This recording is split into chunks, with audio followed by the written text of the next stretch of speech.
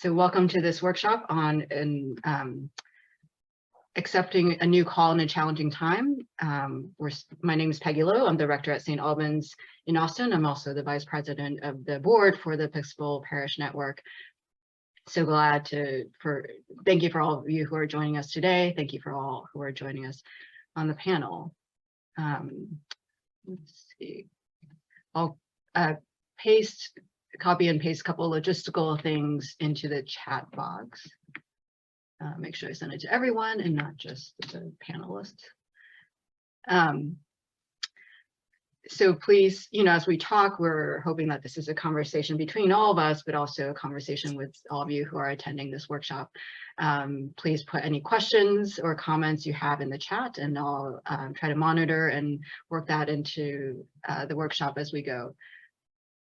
And we also invite you to put your name and location in the chat box for the benefit of our panelists. And Claire, I will invite you to open us in prayer before we do our introduction. Thank you, Peggy. The Lord be with you. And also with you.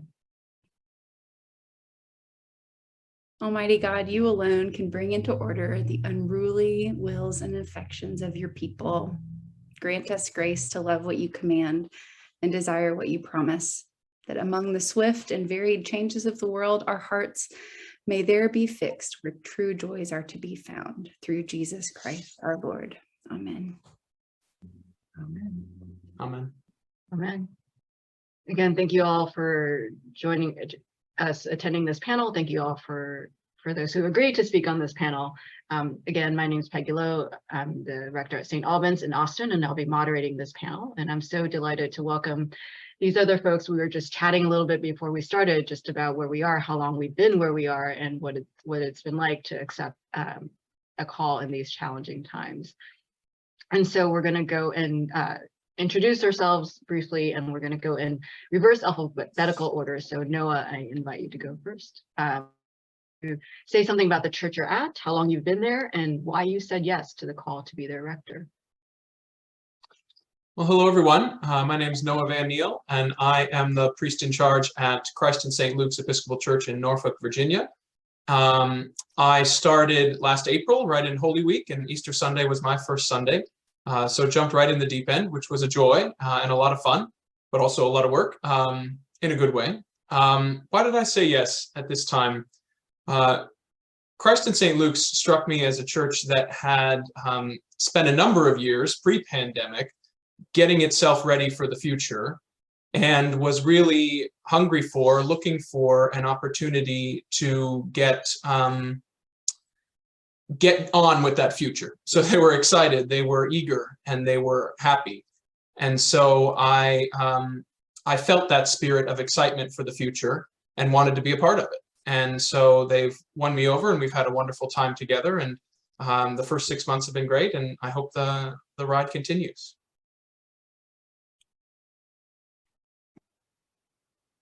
And will you also, each of you also say something about where you were before? Oh, sure. I came to Christ and St. Luke's from being the associate rector at the Chapel of the Cross in Chapel Hill, North Carolina. Thank you. Pauline? Greetings, everyone. I'm Pauline Samuel. I serve as the rector of St. Paul's Episcopal Church in Atlanta, Georgia. Next month will be 1 full year since I relocated to serve in this wonderful parish. St. Paul's is the oldest historically Black Episcopal church in the state of Georgia. They just celebrated 142 years last month. What appealed to me about this wonderful congregation when I read their profile, the first word said, "Welcome home." And in reading their profile, it just reminded me so much of bits of my childhood parish back in Brooklyn, and their dedication to feeding people both spiritually and physically. There's dynamic worship and prayer in the congregation, and their commitment to feeding folks. They participate every year in the Hunger Walk, which is sponsored by the Atlanta Community Food Bank in eradicating hunger in Atlanta, and different outreach projects within the area of eradicating hunger in our local community. So just their compassion, their energy, their zeal and love for each other and for God really spoke to me. And previously, I was serving as priest in charge at St. John's in Springfield Gardens in the Diocese of Long Island, where I actually grew up and kind of came to my call for ordained ministry. Thank you, Pauline. As I've said, my name is Peggy Lowe. I'm the rector at St. Albans in Austin. Previously, I was the associate rector at St. Chrysostom's in Chicago. I've told my parents, I said yes to the call to be the rector because of A, how much they loved outreach, and B, how much they love food.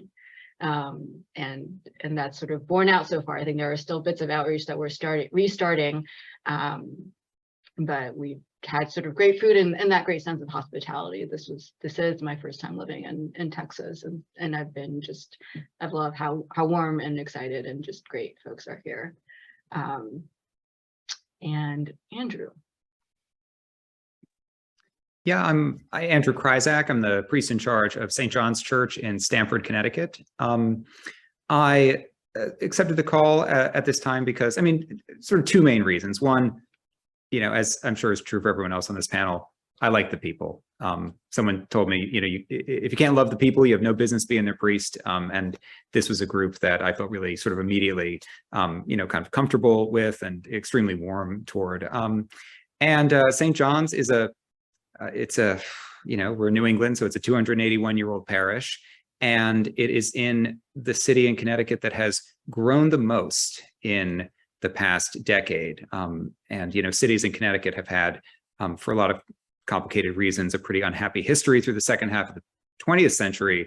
And so the opportunity, I thought here, was to help bring, you know, an old parish into its sort of next chapter. And there's really, you know, kind of good fundamentals in the parish and in the city of Stamford to do that. And I had some familiarity with this part of the world, having grown up not too far from here and gone to div school with some of the people on this panel, also not too far from here. And so that made it a really, you know, kind of exciting call. And I came here from Christ Church, Georgetown in Washington, D.C., where I was the associate rector. Thank you, Andrew. Claire? Yeah, I'm Claire Brown. I'm the rector of St. Paul's Episcopal Church in Athens, Tennessee.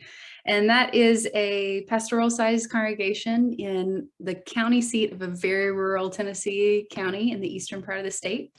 I share a lot of what I've heard from you all. You know, my spouse actually read the parish profile and said, I think these are your people. And their heart for outreach just caught my attention. I'd actually respected and known about this parish for a long time. I came here from being the associate rector of St. Paul's in Chattanooga, Tennessee, so just an hour away. And the former rector was on the Commission on Ministry when I was ordained in this diocese, so there were lots of connections and familiarity, and they were my people. Thanks, Claire. And for all of you who are watching, as we were talking about before we jumped on the panel, you know, before the workshop became live, this is not so much about us having answers necessarily. This is us sort of talking about our questions or talking about things that we've learned with one another. So again, I invite you, if you have things to share, comments or questions, please put them in the chat and I'll try to monitor them and work them into the questions. So my first question for all of you is, you know, I want to invite you to give an example of how something you learned during the pandemic, how has that influenced the way that you approached ministry in your new parish?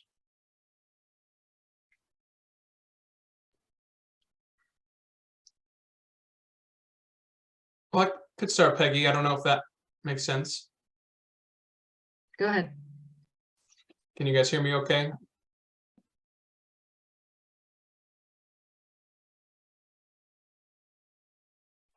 Yeah, we can hear you. Sorry, mine keeps cutting in and out, so I apologize. One of the things I think we all had to cultivate was an immense amount of flexibility in this time. And so for in the pandemic time, so coming into a new position, coming out of pandemic or coming out of the acute highest phases of the pandemic, that flexibility has been an important tool to carry along, both in the functioning of the parish, but also in my own approach to ministry, and not getting so set or stuck on things that you can't change quickly, and embrace some of the challenges that emerge naturally in parish life. So that's been, I think, an added benefit, to a silver lining to the past couple of years of trying to figure out how to do church in a whole new way. I'll say for me, I've learned that it's okay to slow down. I think the pandemic forced us all to just kind of come to some sort of an abrupt halt, right? Everything kind of quieted down, and coming to a new place, getting to learn a new landscape and new people and personality dynamics, that it's okay to just take our time. And even at St. Paul's, when I came, they were just now getting back into the building and beginning a live stream of Sunday worship. And so I would say 90% of what we do is in person, but a lot of it still relates to Zoom and other avenues for technology. But that it's okay not to jump in and feel that we have to be, constantly spinning our wheels and being productive, that it's okay to just kind of take a step and pause and assess that, what was before 2020 looks different, and we don't have to be in a rush to get back to that. And it's okay to use this opportunity to just kind of pause, take a breath, and really let the Holy Spirit lead us in reimagining what could be new and different going forward. I love that question of pace, Pauline. I think that fits with what I was thinking about, which is a little more focused on the personal leadership side. If I was sick before the pandemic and it was a Saturday evening, I was going to take some Advil and power through, right? And part of that is a sense of duty and responsibility in my call, and also like the logistics. But also I think there's a real tendency to think that we can't let our folks see that we're human beings who also catch viruses and have to take inconvenient rest. And I think I have much more willingness now to say, I'm gonna stay at home and test, and I'm running a fever, and this is for me and it's for you. And I'm a human, and I need to take all my vacation every year. And I'm going to let my folks see that I'm tired, and allow grief over change and frustration, even as we keep the hope, even as we keep the energy, even as we're being excellent. Not being so afraid to let my humanity peek out. I think related to that, for me, it's that reminds me of just standing up there and saying, I don't have the answers. Like Austin has gone through a lot of changes during the pandemic, where my church is on top of this hill, and this used to be countryside. There used to be nothing around here really. You can kind of see this church on top of the hill. And now there are apartment buildings and houses all around us. And the question when they were interviewing me, and also, when I first came, was like, what are we going to do to reach out to those people? Like, it feels like there's all of a sudden this influx of opportunity, and how do we take advantage of that? And it's been me sort of pausing to say, well, you've lived here way longer than I have. So I'm looking to you for direction and your connections to help this church be more a part of the community. And I think, and B, to say, I don't have the answers yet, so let's ask the questions and listen together. And also during the pandemic, this question of, when we're talking about the survival of the church, I think it was so often it was to look inside, and it's like, how do we maintain this building?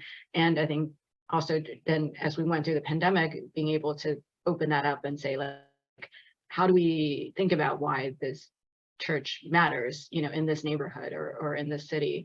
And so those are the kinds of questions that I've brought with me to this parish.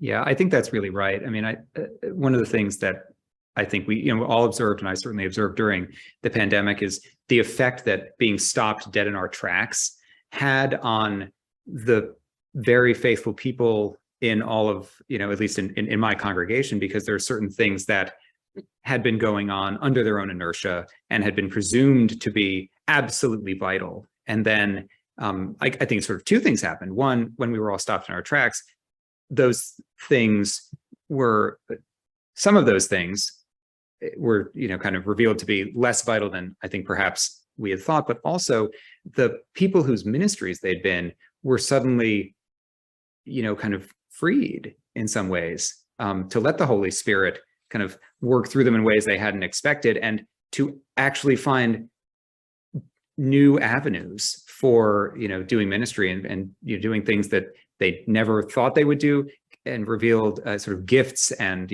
callings and all kinds of stuff that they hadn't thought about before, because, churches have a kind of, inertia, which can be very joyful, but can also, blind us to, other opportunities for, right, like Peggy said, reaching out to the changed world around us.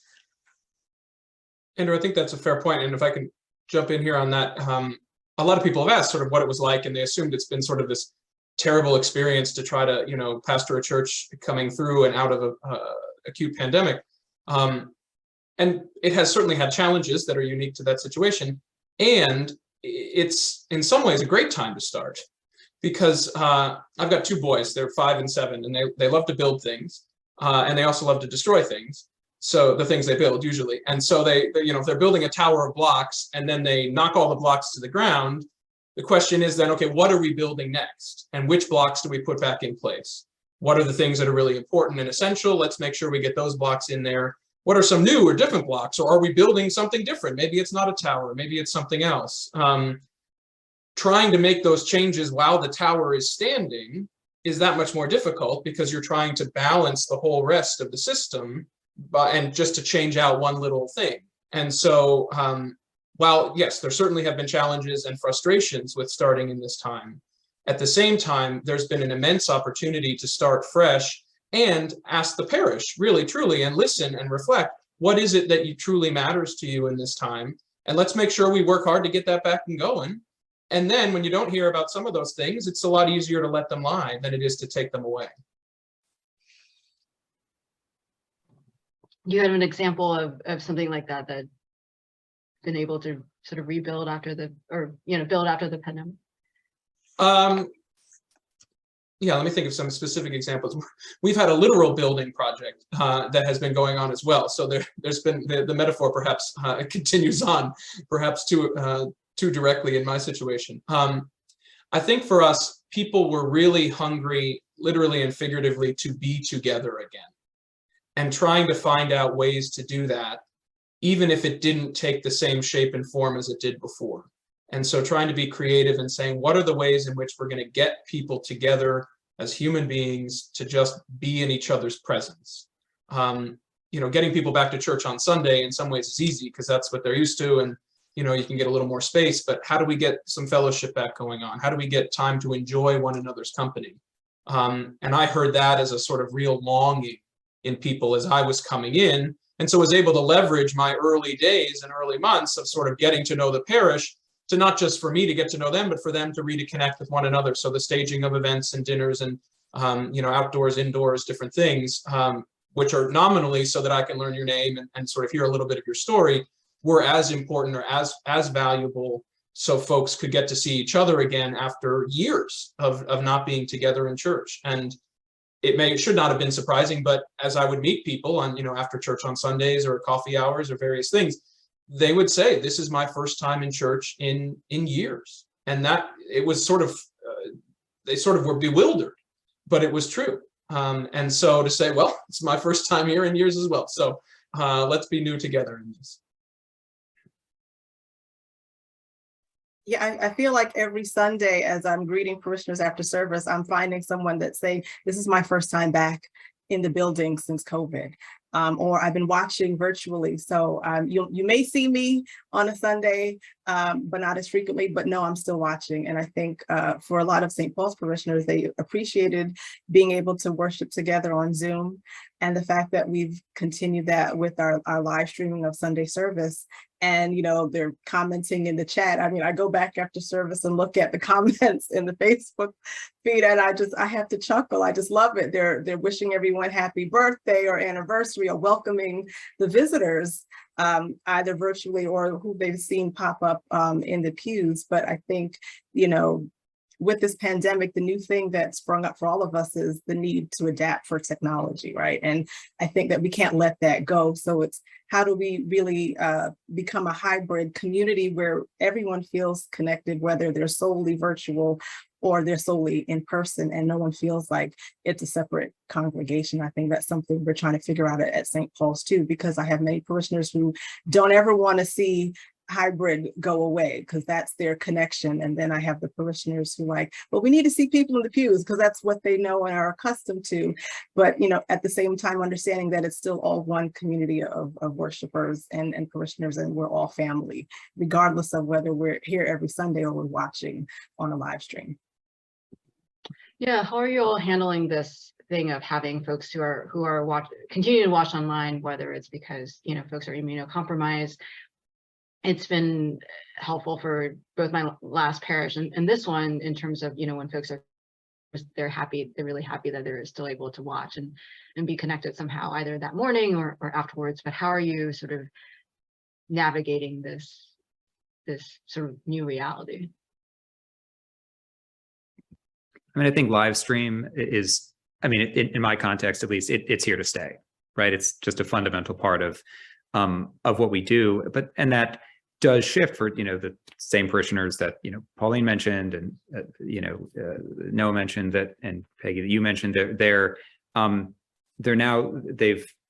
relationship to the church has changed, and actually their relationship to other parishioners has changed. So, ministries that, predated my arrival of, pastoral care, carried out by parishioners, not by me. It wasn't something I invented, where they're in contact with people they haven't seen. They're calling around, they're checking in. That has taken on a kind of new significance in this time where some people are coming less often because of, concerns about health, or haven't come back at all. We have, a pretty, it's a handful, but it's more than a couple of people who have not been back through the doors since COVID. And so that those ministries that have formed, sort of connective tissue with people that would, kind of occasionally be out of church for a while, but then would come back, have, become actually that much more important to the, the kind of connective tissue of the congregation.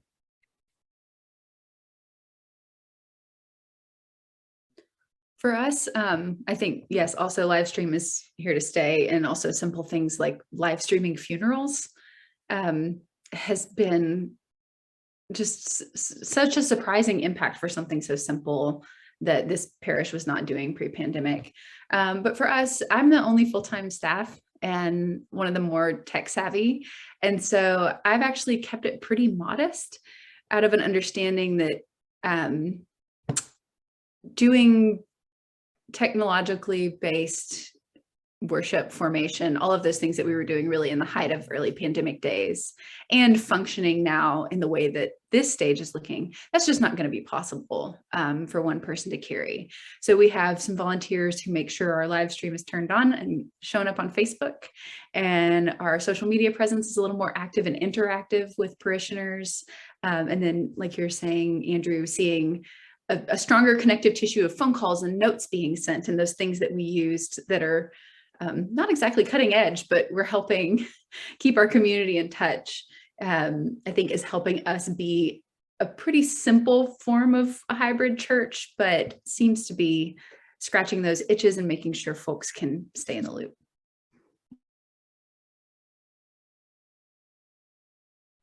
I think for us, one of the interesting things that came up out of COVID and this hybrid sense of ministry is, Bible study.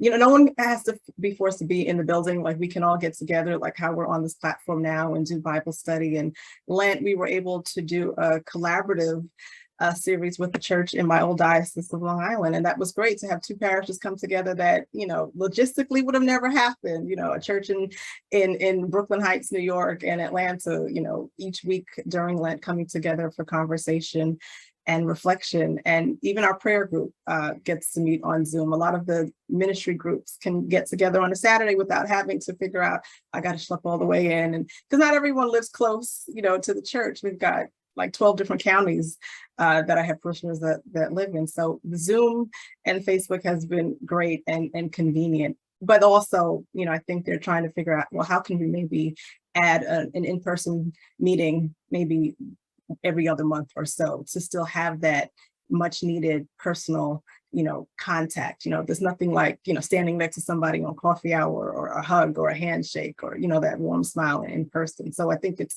balancing a healthy balance of the two. Yeah, I think that's right, Pauline. I think it's tricky to know when to push that and when to leave it be, because there have been a number of positive things for our parish that have come out of the use of technology, and they jumped right on it and have got a good, strong system and a good team of volunteers that predates me. So it's nothing I did, and so I'm very grateful for it. What's been interesting is the number of people who found their way to the church through the live streams and through the broadcasts or whatever it was. And that's how they now check out the church. That's church shopping. That's what they do. And so it becomes really, I think, an important investment on the church's half in terms of an evangelistic tool. At the same time, we're still very much incarnational beings. And so being in person and trying to encourage without twisting people's arms or putting them in situations where they feel legitimately unsafe, but perhaps, you know, sort of need to be, you know,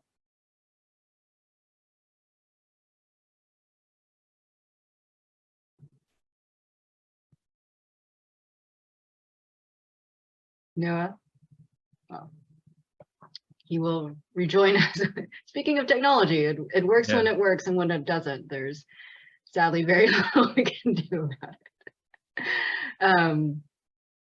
Couple of questions in chat, and so one of them is from a transitions officer, and they asked, you know, what did you appreciate about your search process during the pandemic? What learnings did you encounter as it relates to how we find clergy leadership?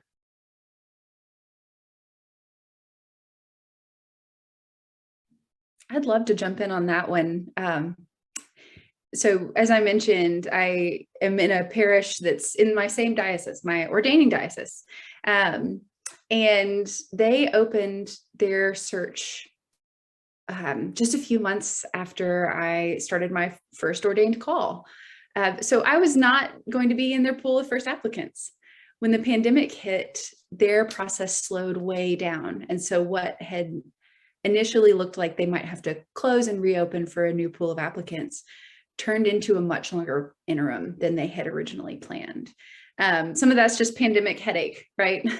Transition officers. But in the end, what that meant was I served a curacy for almost 3 years during the time that they were in transition, and then was called as their rector, in a way that if everything had gone according to plan, that would not have happened, right? No parish wants to be in transition that long. And so one of the great gifts was from this search committee and from our incredible Canon to the Ordinary and her wisdom was to be willing to take the time and to wait for deep confirmation and fit, and not just take the candidate that was close enough, but to be open, to be curious, to keep holding on, to see if the pandemic time issues were actually maybe a gift. You know, it was such a deep posture of curiosity that I think the pandemic was able to give in going through their search process, that to me just is full of Holy Spirit convergence. But I think that the holy curiosity about where hiccups might be gifts. I like that. Hiccups can be gifts. What about others? What you know, what did you appreciate about the search process during the pandemic? I think, again, it goes back to the technology and the ease of, you know, scheduling interviews and being available. And for St. Paul's, they were at least able to record. They had a search committee of, I think, of 11 to 12 members. So each candidate interview session was recorded, and then they shared the link for everyone to be able to see. Because, you know, again, some folks are working, some are retired, so maybe we can't all be together at the same time. But I think it made it more accessible for each of the members to be able to, you know, go in and watch the videos and then, you know, dissect and have their questions and whatnot. So I think again, the technology, at least for me, definitely was a lot easier. Yeah, having that first round interview on Zoom is great. You're making eye contact with every person all the time. So you don't have to, you get an opportunity to like make a really good impression right up front. But it also saves parishes a ton of headache. And I think that's really important to remember, not every, transitions can be extraordinarily expensive. You got to, bring all these candidates to your place, or you have to go there, or something has to happen. And being able to do it over Zoom makes not to disagree in any way with what Claire said, but it can actually make processes much more streamlined. If there's not like a massive global pandemic, they can be more streamlined because you get to actually kind of evaluate candidates sort of back to back, and without this enormous overhead of like flying everyone to wherever you are. And for someone in the interview process, having a first interview on Zoom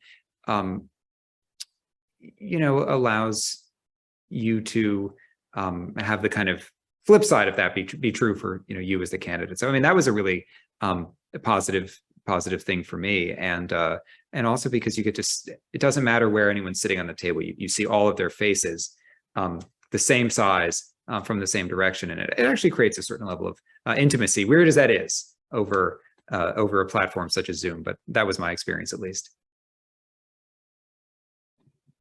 Yeah, and I think by the time, I think I was the last candidate they interviewed, and so by that time everybody was really comfortable with the technology, and they also had sort of long multi-part questions that they could then post in chat that I could sort of like respond, making sure I covered all the different things.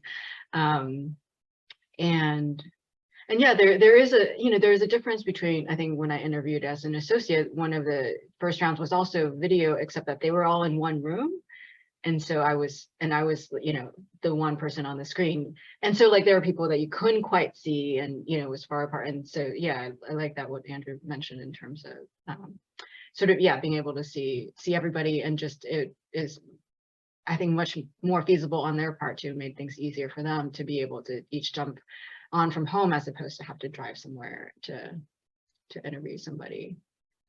And I think, it also makes their willingness to look further, because it's easier to do those interviews. And also I was like, yeah, they can, I don't know they did, but I was like, they can watch the services online, right? Like they could hear me preach, they could see me preside, they could do all of it without me ever first, setting foot into their church, which might be a benefit.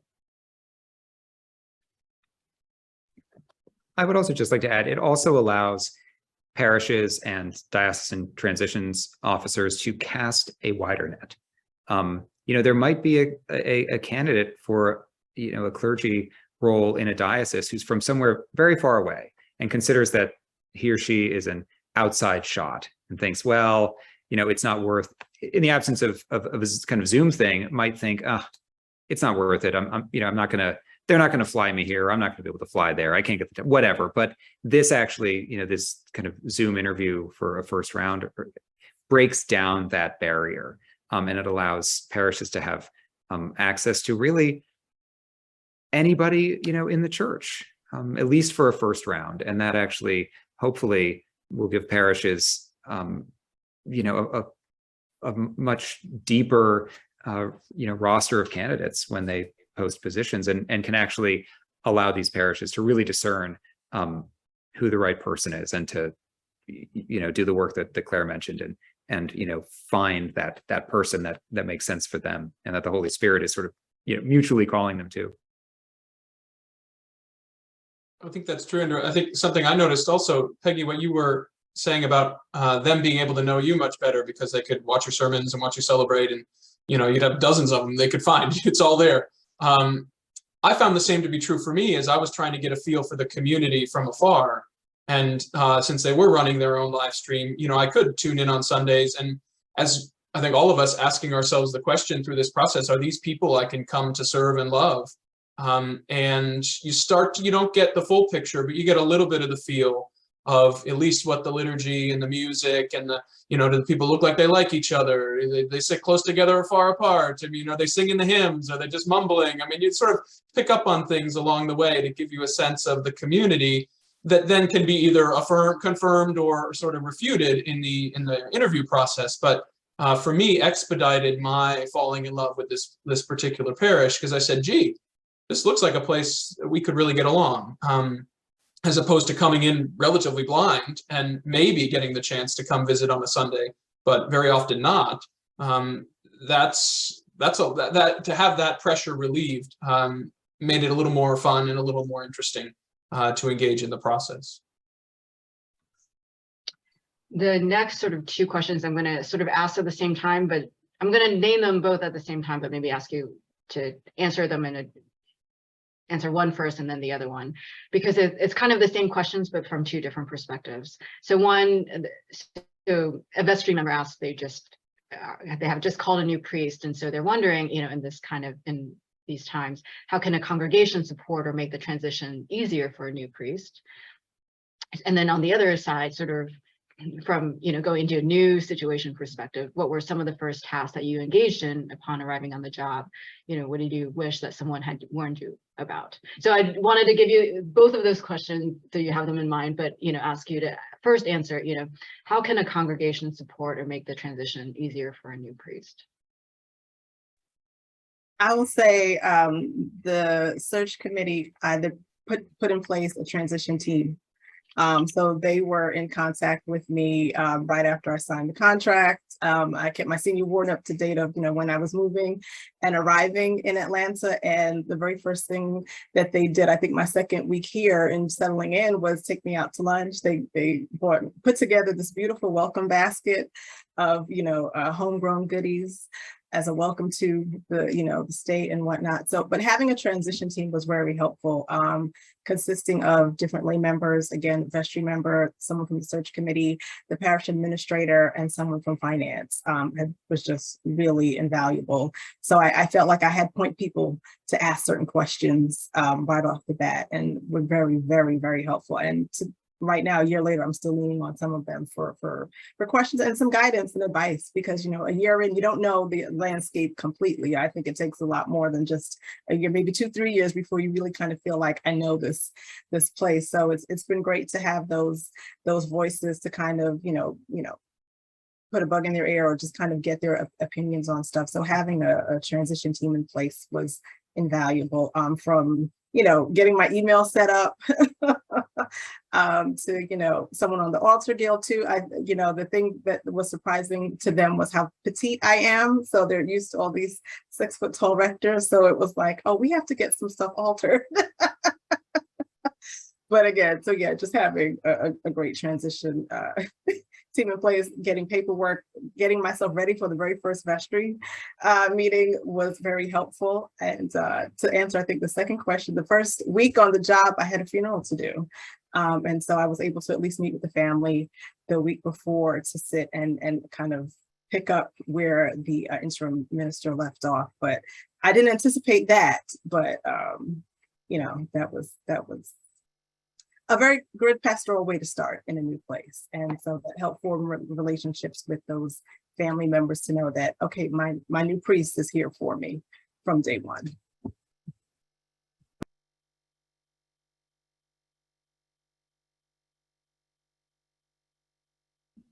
So having made my transition a little earlier, so I was saying before we started that I remember getting my vaccine right before I started. And so this was this moment of hope where we thought maybe we were finished with COVID-19, and we certainly were not.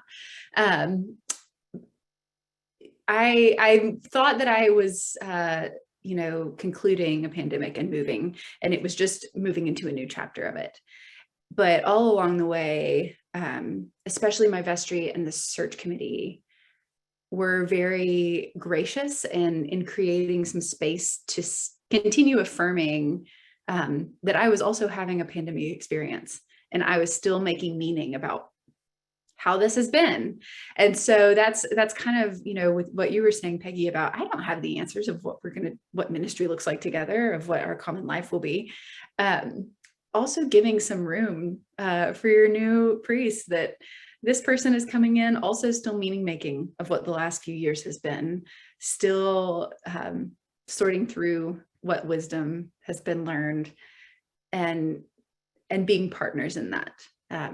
That again, this is not the panel that has answers. Your new clergy is not going to have answers, but that lack of resolution doesn't mean a lack of determination or courage or faithfulness. So I'm not sure what that will look like in that context or in any of our contexts, but to keep the conversation open and to affirm the process of ongoing meaning making of what this chapter is. And then also all those practical things that Pauline experienced sounds so wonderful.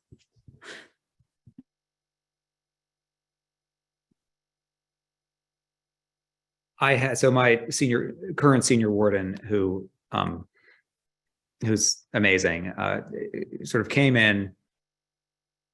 My first day, I was called to the hospital. My second day was Ash Wednesday. So the third day I was here, he came in and he said, let's talk about where the bodies are buried, because you just started and some of the bodies are not dead, and those undead bodies are gonna come out of the woodwork. So here's a list. Let's talk it through. Just keep that in a drawer. And that's all those. And he got to then crow about how he was right. He's like, I was right. And but I found that really helpful, because being forewarned is forearmed. And I worked for a rector several years ago who said, he was an interim, and he said the same thing. When a new person starts, the people who were dissatisfied with the previous administration, sometimes for, totally just reasons, and sometimes for less supportable reasons, will come and see you. So I really appreciated that as like, just here's the landscape, here's what you have to know, and be prepared. It may not happen, but if it does, now you know. But the other thing I would say in response to this question of, how do you welcome a new priest into your midst is the stuff that happens after the first month. The new priest is very interesting for the first month. Maybe this is only me. I'll speak for myself. I was very interesting for the first month, and then I became much less interesting. I just sort of became part of this woodwork, and I think that having mechanisms for people to, without having a pastoral crisis, without having any kind of emergency, to sign up, coffee with the new priest, right, in a kind of ongoing way, such that the new person isn't totally bombarded on that person's first few weeks in the new parish, but also so that after that person has gotten his or her feet wet, there can be a kind of ongoing opportunity for low stakes, very friendly, like a cup of coffee, it's a meeting at the diner, whatever. It doesn't have to be complicated, but it provides something that provides an opportunity for beyond coffee hour, when, at least in my case, I'm pulled in 100 different directions, an opportunity for people to have some time to get to know their priest outside of crises, and outside of Sunday morning when there are 100 other people around. I think that that's something that parishes can do to make that onboarding process for a new person really kind of more complete, actually, and help that person come to know the people, not just as a person who's had an emergency, is in the hospital, or a person who's requested a pastoral visit, or a person who's having a dark night of the soul, or who's on that person's best behavior on a Sunday morning, but is somebody who is also a fellow traveler on the way of the cross. Yeah, I think for me, there were, in terms of, making the transition easier for a new priest, I, echo what you all have said, and also just like the really practical things of having the computer ready even before, was bringing a personal laptop, but, so having the computer ready and set up with, stuff I need. When I got here, even though there was maybe 3 or 4 weeks gap between when I arrived in Austin and when I started. And this was right before Palm Sunday this year. And so it was helpful to have that. And so, as I'm trying to, grieve, and close out the previous experience and start this new one in this time. But, was having still to do a little bit of planning in terms of like, it's Holy Week is coming up. And so to have things like that and have access to the office beforehand so I can get all my books moved in here before my first day, just like little things like that helped. And my senior one was really great about getting logistics set up and also talking through the Diocese of Texas has like a 90-day transition plan, and it's very comprehensive, really long and sort of overwhelming the first time you look at it, but it breaks down sort of all the different things that they suggest you get to know in the first 90 days. So that's really helpful in terms of, okay, I'm not going to get to this now, but I can, like in the 3rd month, I will get to it and have a plan for working toward that. And also I was trying to think of things that they can do before I get here. And one of it was to, they invited the search committee, a couple of folks on the search committee and on the vestry and a couple of key folks to hold meet and greets at the church or their houses, depending on whatever they're comfortable with. So, I got to meet people in groups of 9 or 10. And so for some of them, this was a nice way for them to see each other, having been not together during the pandemic. So it was, and sort of, it was a nice way to just get to know each group of people and get to know them in sort of more manageable chunks. So that was the sort of first round of getting to know folks.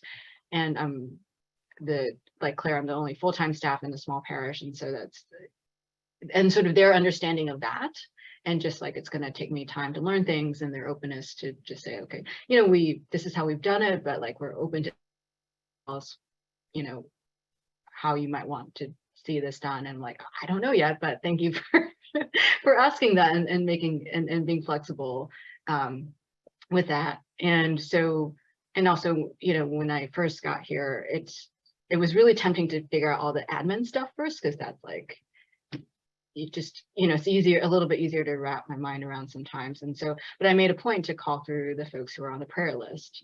And then it's a family-sized parish. And so I went through the parish directory. And again, right, the thing I think folks have also talked about of saying like being understanding of our own bandwidth. I think that's one of the gifts of coming out of pandemic, to say like, oh my, I can't do everything all at once, no matter how much I'd like to. And so just to say, okay, here's the parish directory. I'm going to email like 10 people a week, and knowing that not everybody was going to respond and say like, let's to my invitation to have coffee or to meet, but just to email 10 people a week, just say, so that they are here, they hear from me. Especially it was important to me that stewardship isn't the first time they hear from me. And so thinking about that, and just A, doing it, and B, also give myself some grace in terms of just say like, I know there's so much to do to get to know this new place, but it's going to take time. And I keep finding myself in almost 7 months here and having to keep reminding myself that you've only been here for X number of months. You can't do everything by month 5, by month 6. Noah.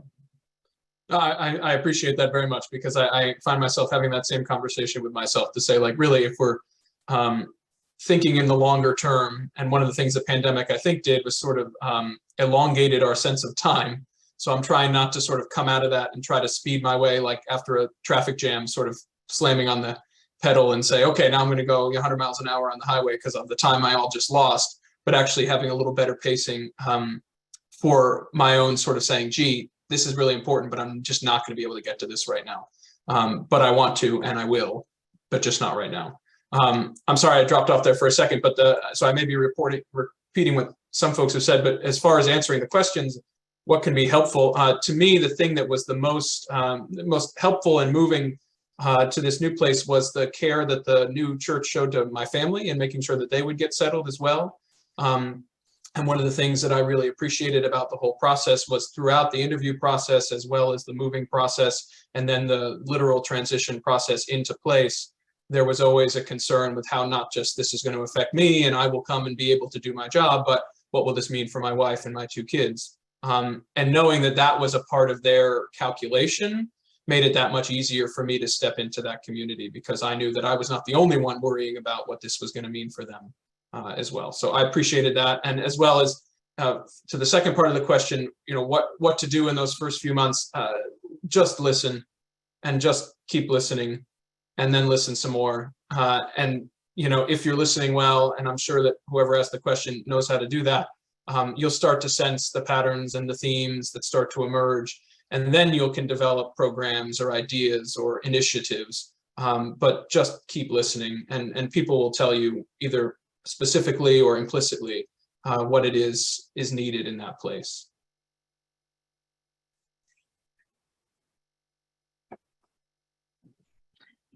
So we've all heard about the Great Resignation throughout COVID, and I think have seen it around some of our colleagues as well, whether it's people who left active ministry or folks who decided to pursue a different area of ministry during this time.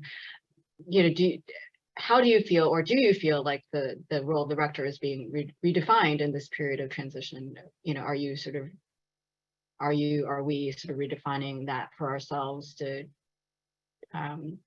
so that we could say yes to this call? I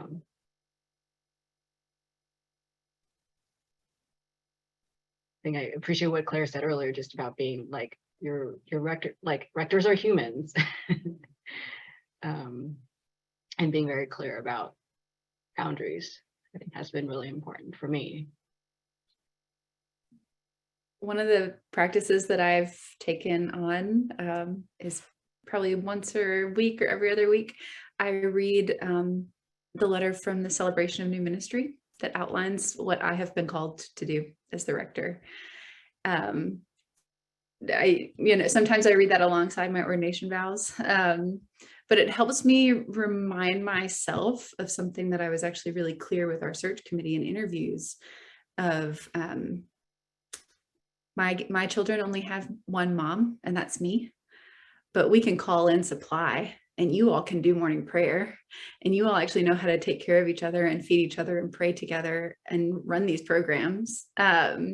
We learned a lot about that in COVID. We learned a lot about that in the prolonged rector search. And so getting really, really grounded in the core of what I am called to do as the rector of this congregation, as their priest, and facing the demands of that and rising to the occasion, even when it's challenging, but then also not allowing myself to get distracted, to just keep prioritizing again and again, in a way that I think, the last 2 years has really clarified for me. Yeah, I can appreciate what you said, Claire, definitely. And I think that it's shifting from, a model of, mother or father knows best, but to, collaborative ministry, to partnerships, and really encouraging the lay to lean into their gifts and skills and passions for ministry, because they've been doing this long before we ever stepped foot through the doors, and they'll be doing it long after we leave and the keys are handed over to the next person after us. So it's really inviting them to think and discern, what can I be doing to help my church? Where do I fit in? How do I use my gifts and skills, and not just kind of sit on the sidelines? I always like to remind folks, our baptism covenant, it's about action. We don't sit on the sidelines and think, oh, I'm gonna leave it to the next person or leave it to the priest, right? Because the work of the church is lay and ordained, and it's starting with the lay. So it's really just encouraging them that you have a hand in this too, and where do we go, and what we do, and how we serve, and how we love, and how we build the kingdom of God within our local setting. So for me, it's all about, it's not just about me, but what are we all doing together in doing this work of making disciples. I love St. Paul's mission statement, which is 4 simple words of proclaim, witness, disciple, and draw. So how are we doing all of this together?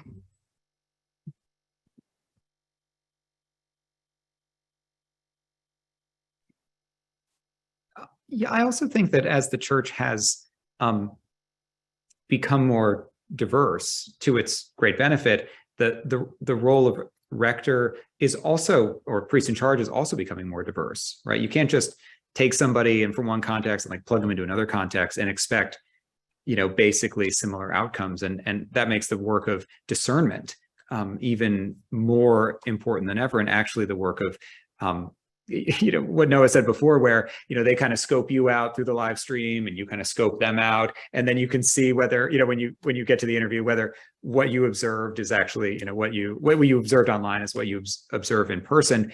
That's, incredibly important, because our churches are all as different from one another as they've ever been.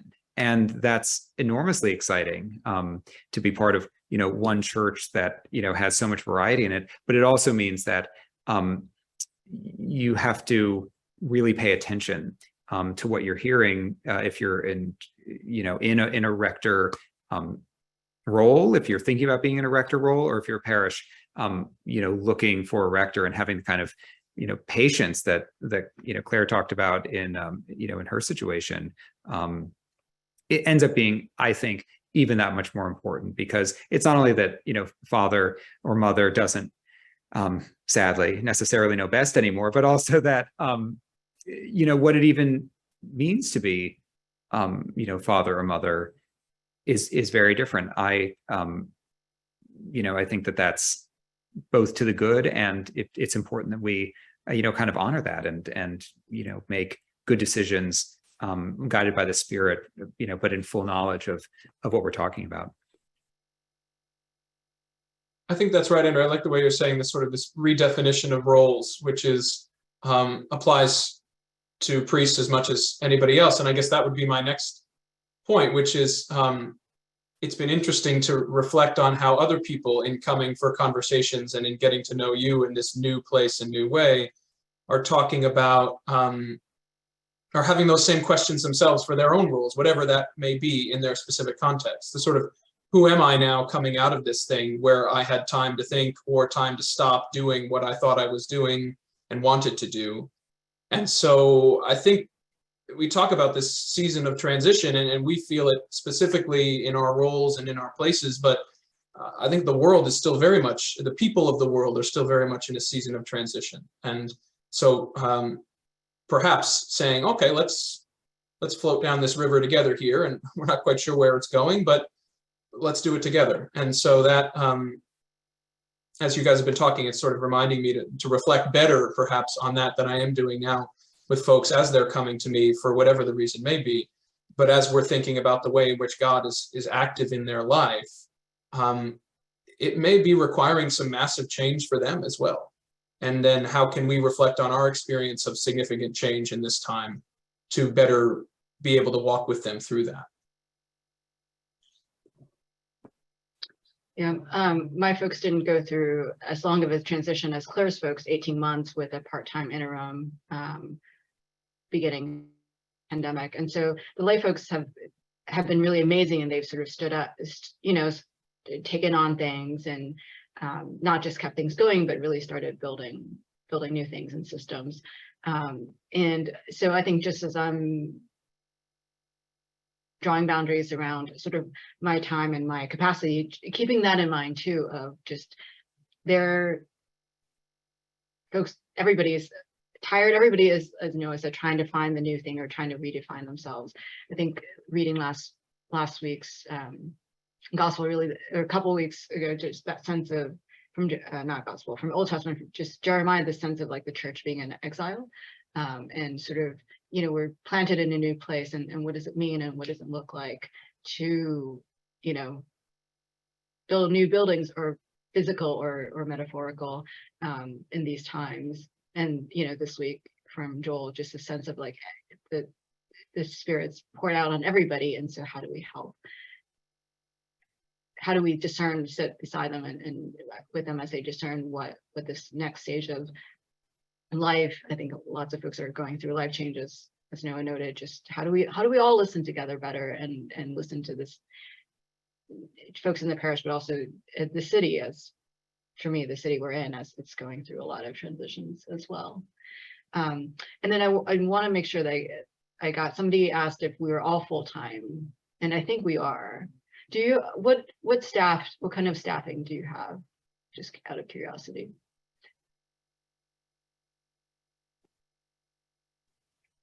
We've got about a dozen folks between full-time, part-time, and that encompasses, we have 2 other priest associates. I'm the only full-time stipendiary clergy person, with 2 very capable and kind and overly generous with their time. Depend too much upon them, priest associates who are, retirement age, but are still very capable and do wonderful work, as well as, music and administrative staff. I am the only full-time rector, clergy person on staff. I have a part-time administrator, part-time director of music, and we will have a deacon appointed to us by the end of the year.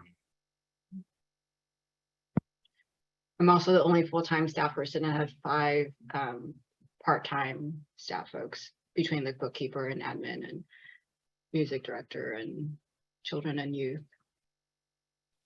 And they basically have full-time jobs. So yeah. I'm similar to you, Peggy. Yeah, I'm the only full-time member of the clergy on staff.